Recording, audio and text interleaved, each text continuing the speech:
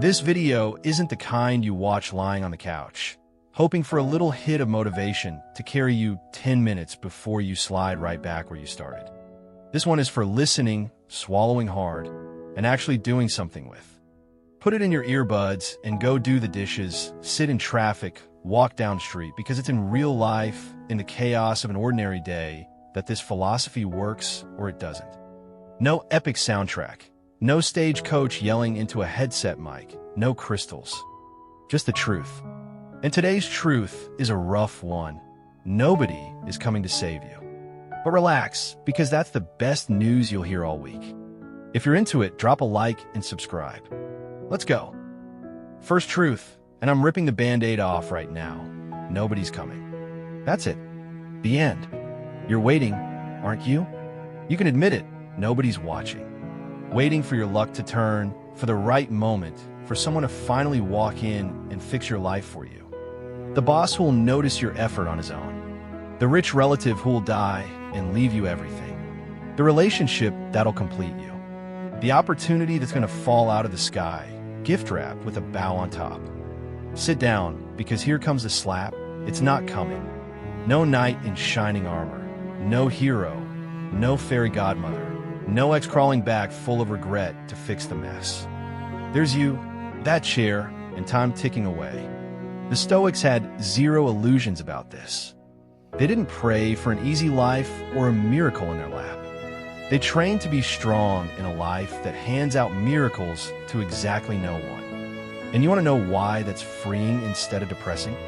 Because the minute you stop waiting for a savior, you discover the key to the cell was in your hand the whole time. You were just waiting for somebody else to open the door for you. Next stop. The right time is the best-dressed excuse on earth. You love waiting for the right time, don't you? You'll start the gym on Monday. You'll study when things calm down. You'll quit the job once you've saved a cushion. You'll talk to that person when you feel more ready. You'll chase the dream next year, since this one's a write-off anyway. I've got bad news. The right time doesn't exist. It's a fictional character, like Santa Claus, except for grown-ups.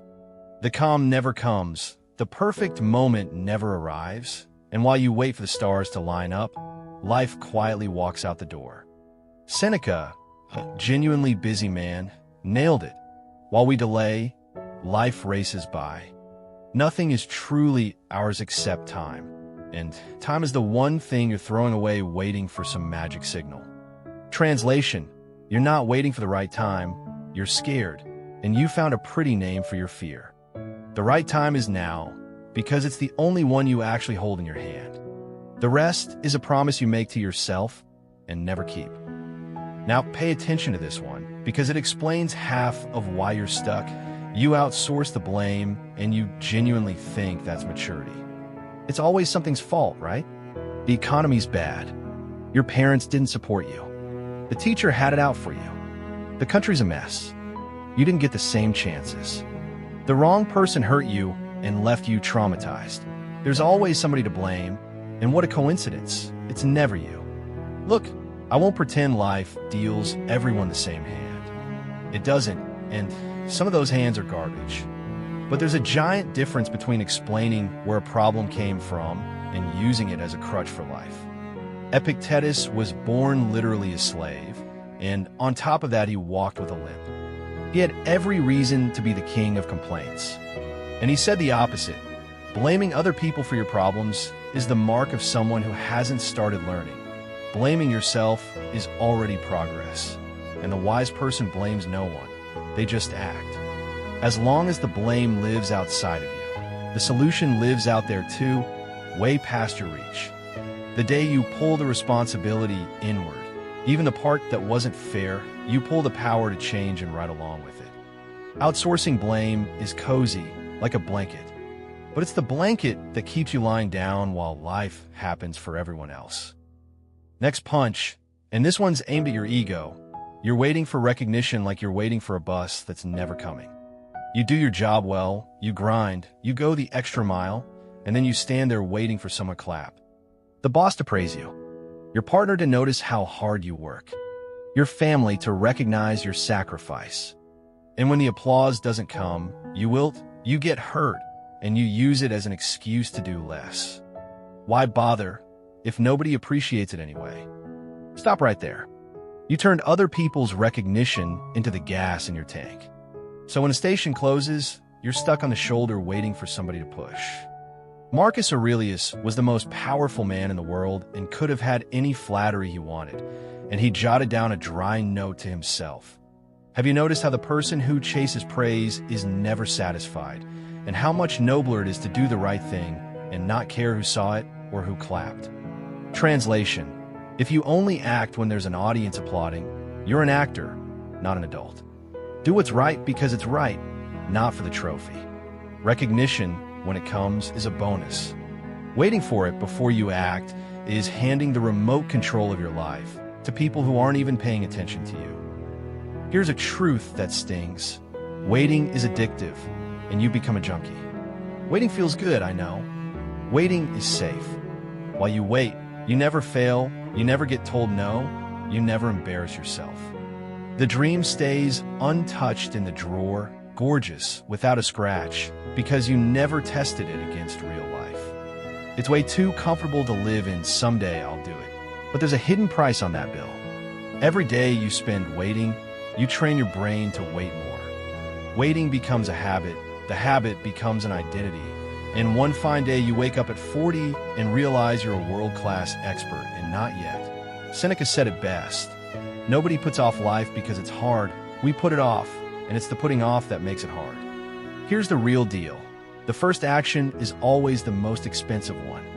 The first message, the first line, the first step into the gym, it's awful, it's uncomfortable, your stomach drops. But it's only the first. After that, inertia starts working for you instead of against you. The problem is you got so hooked on the comfort of waiting that you confuse the armchair with safety. It isn't safety. It's just a slower way of giving up. Chapter on luck. It's real, sure. But it only visits people who are already working. Yeah, but that guy got lucky. Maybe he did. But have you noticed luck has a curious habit? It almost never knocks on the door of someone lying down waiting for it. It shows up for the person who already got up, already tried, was already in motion. Luck is shy. It only talks to people who've already left the house. The Stoics had a brutal way of looking at this. They split the world into two boxes: what's up to you and what isn't. Luck, chance, whatever falls from the sky. Not up to you, so stop burning energy praying for it. What is up to you is the preparation. And here's the magic. When the opportunity that's not up to you crosses paths with the preparation that is, the world calls it luck. Seneca said it 2,000 years ago: luck is what happens when preparation meets opportunity.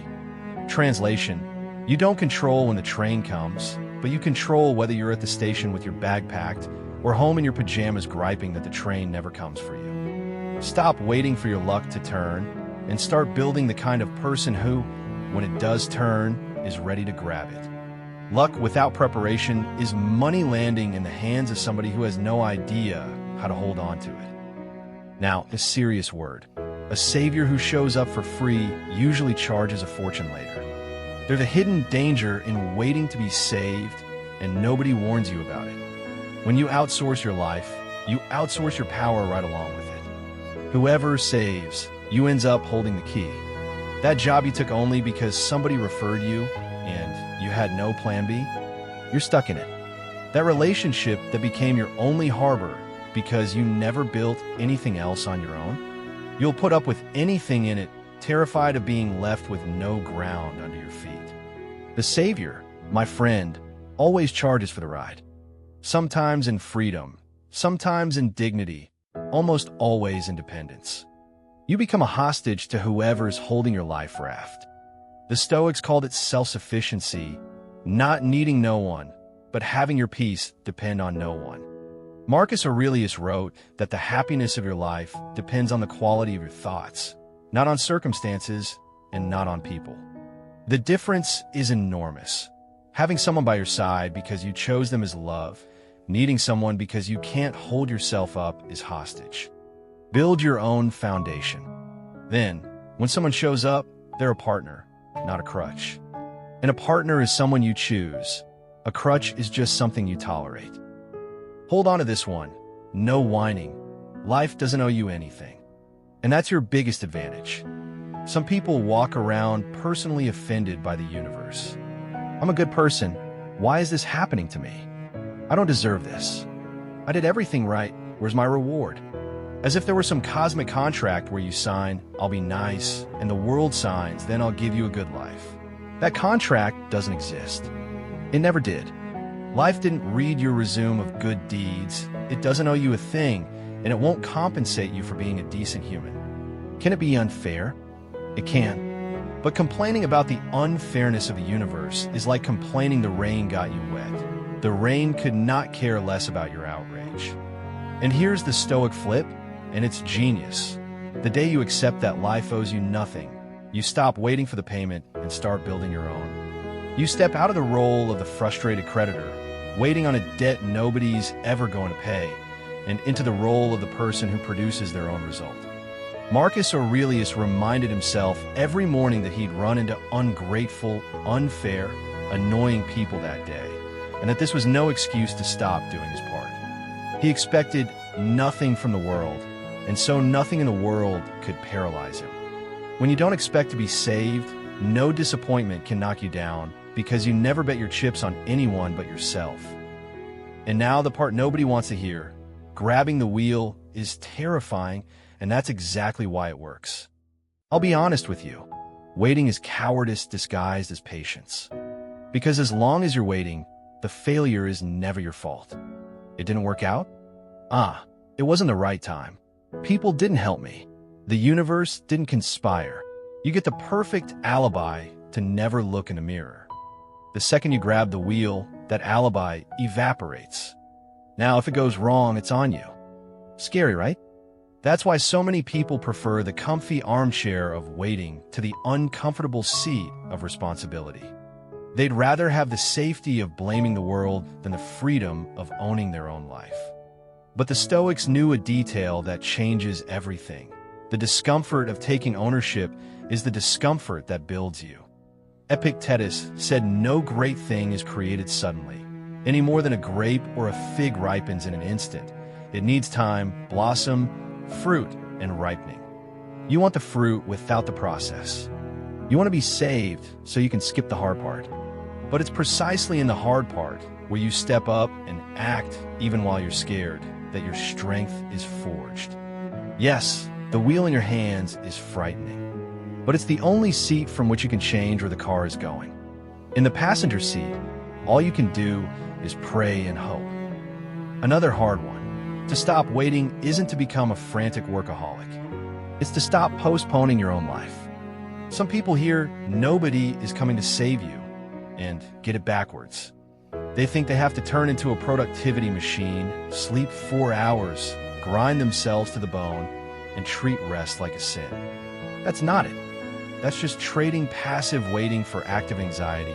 You're still a slave, you just switched whips. Owning your life isn't about working yourself to death. It's about stopping the constant pushing forward of the things that actually matter. It's calling that person today, not whenever. It's caring for your body now, not when a doctor orders you to. It's having the hard conversation instead of pretending everything's fine for another 6 months. It's choosing instead of letting the current choose for you. Seneca had a line that reads like a tattoo, but is just naked truth. It's not that we have a short time to live, it's that we waste so much of it. Life is long enough for the person who stops postponing. You don't need more hours in the day. You need to stop spending the ones you have waiting for permission only you can give yourself. The life you keep postponing to someday is the only one you actually have today. And to close it out, the hero of your story was always you. You were just waiting for him to show up. Think about every story you love. There's always a moment where the hero stops waiting to be rescued and decides to handle it himself. Nobody showed up to fix it. He had to get up, hurt, scared, with zero guarantees, and take the step. That's the moment that gives you chills, the moment you applaud in the theater. Now the question that's worth the whole video: why on earth do you think your story would be any different? You're sitting in the audience of your own life, waiting for the protagonist to walk on stage, never noticing that the protagonist is you, and the script is frozen because you refuse to say your line. The Stoics lived exactly this in the flesh. They didn't wait for the gods to fix the world. They worked to improve their own conduct inside the world as it is. The difference between the person who sinks and the one who swims was never luck, never a savior, never the right time. It's whoever decided to stop waiting and start rowing with the arms they already had. So wake up. Life owes you nothing. Nobody's coming to get you. The right time is this one. And that, my friend, is exactly what makes you free. Because if your salvation depended on the outside, you'd be at the mercy of the world. But it depends on you. And you're right here. At the end of the day, to stop waiting isn't to turn bitter and decide everyone's worthless. It's just dropping the fantasy that someone's going to show up and do the work that's yours. It's to stop postponing, stop outsourcing the blame, stop begging for recognition, stop romanticizing the wait, and start living like a grown-up, owner of your own wheel, responsible for your own road. The life you're waiting so hard for isn't in a stroke of luck, isn't in a savior, isn't in a right time that never comes. It starts the day you stop waiting for the world to rescue you and finally rescue yourself. The world isn't going to come get you. It never will. And thank God for that, because that's exactly what leaves you free to go yourself. If this one hit you with a dose of real, drop the word save in the comments, so I know you grabbed the wheel. Send this video to that friend who's forever waiting for their luck to turn, and subscribe to Inner Fortress, because around here, we strengthen the mind with no fluff every single day. See you in the next one.